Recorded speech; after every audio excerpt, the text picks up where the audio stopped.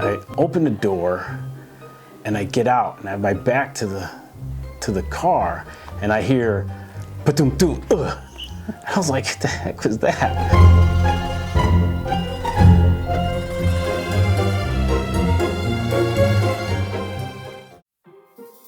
So after I left the Army, I started working at an ambulance company, and that's where I first met Sue. Now, I started off as an EMT, working on the ambulance, and then I moved into the dispatch office. Several months after I started working there, the company had a Christmas party, and it was a nice place, nice party, and there was several of us on the dance floor. We were just kind of dancing in a circle kind of thing, and then I see, through my peripheral, I see Sue kind of sashay on up to the dance floor, and she got in the dance floor there, and next thing you know, we started dancing and getting along pretty good, and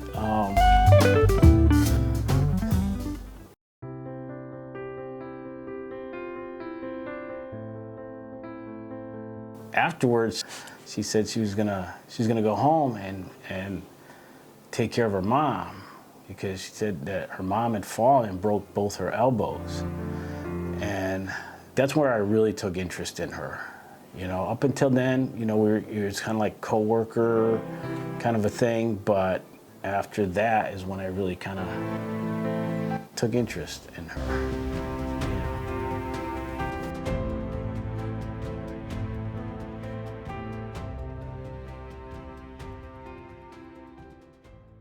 And then not too long after that, we started dating, and we just got back from our second date. So I backed into the parking spot. I opened the door, and I get out, and I have my back to the car, and I hear ba-doom-doom, ugh. I was like, what the heck was that? And I turn around, and the top half of her body's out of the car, and the bottom half is in the car. And I was like, and I didn't think about it. I just reacted, so I just automatically started laughing. And then after a couple of seconds, I caught myself like, uh-oh. And then I better go help her. So she was laughing, and I kind of helped her up. And at that moment, I thought, well, we had a good run, you know, 2 dates. I figured, you know, she wouldn't want nothing to do with me after that, so.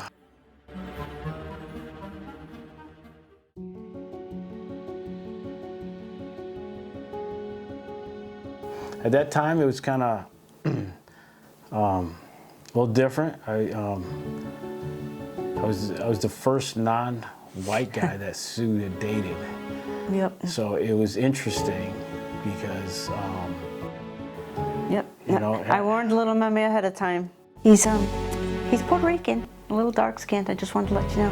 Yeah. and at that time, your father had passed away, but had he still been alive, he would not have approved. He would not have approved. No. Yeah. So I don't know if it would have mattered or not, but you know, here we are. Here we are. So.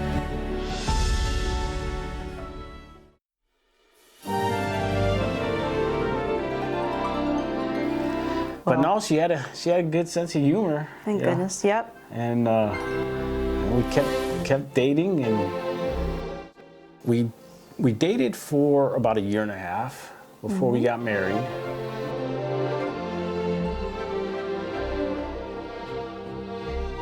And that was in 1995. 95.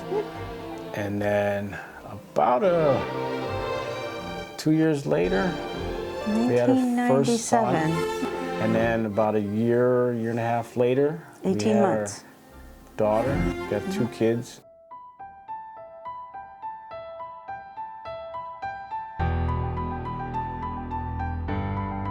We lived in Plantsville, Connecticut. And then we decided to move to Greenville, North Carolina.